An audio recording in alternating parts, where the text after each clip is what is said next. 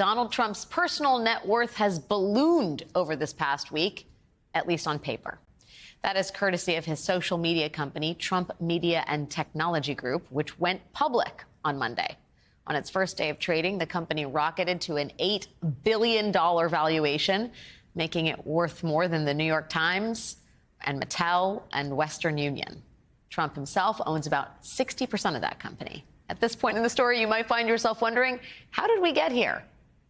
After all, Trump Media and Technology Group's main product, Truth Social, has just 2% of the monthly active users of Twitter or Pinterest, and an even tinier fraction of the monthly users of Meta.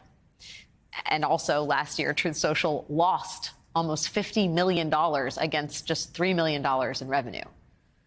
So how is Donald Trump able to take Truth Social from losing tens of millions of dollars last year to being worth $8 billion this year? And how long can that last before the bubble bursts? And can Donald Trump use any of this money to pay off the $175 million bond he still owes in his New York fraud case next week?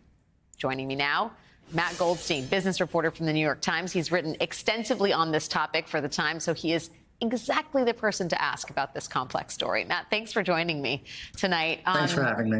You know the sort of nature of this company better than most. Can you explain to people who don't know, where is the money coming from? Who is investing in this company right now? Well, right now, most of the investors are individual shareholders. They're retail investors. There are about 400,000 or so when the merger took place. And the lion's share of them are actually Trump supporters. And they're not necessarily political supporters in the sense of like big donators. They're basically regular people who are true believers, and not only in Trump, but really in Truth Social. And I've talked to a number of them over the past few years, and it's almost like become like a religious kind of thing that they really want this company to survive. And they view themselves as getting in on the ground floor.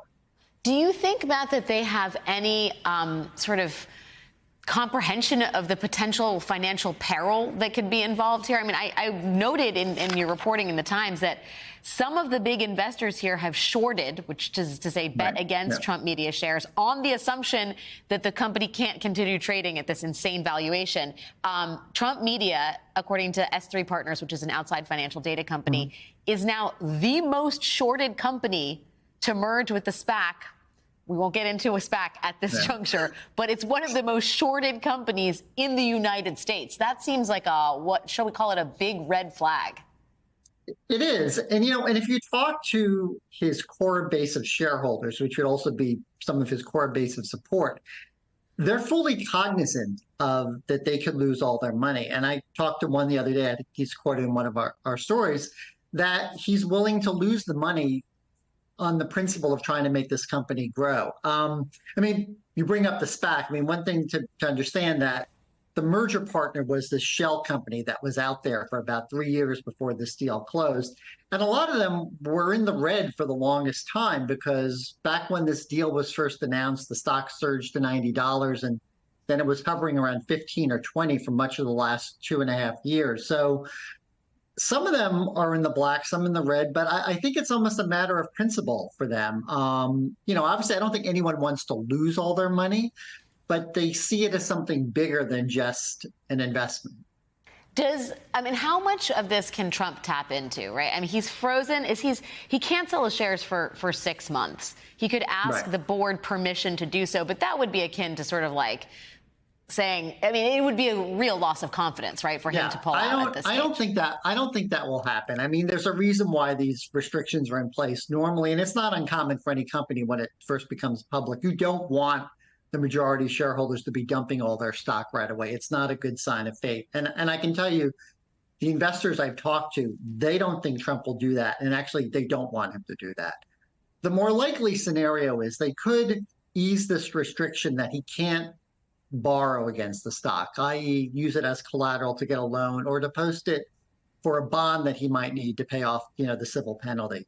I think that's a more likely scenario that could happen. We haven't seen it yet, but it's only the first week of existence.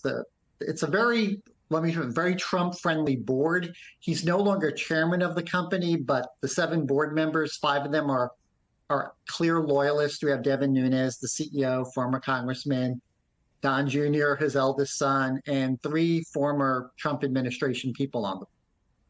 Do you feel like the value of this stock is going to track Trump's candidacy, which is to say, as the polling goes up or down, do you think that that could be reflected in the stock price?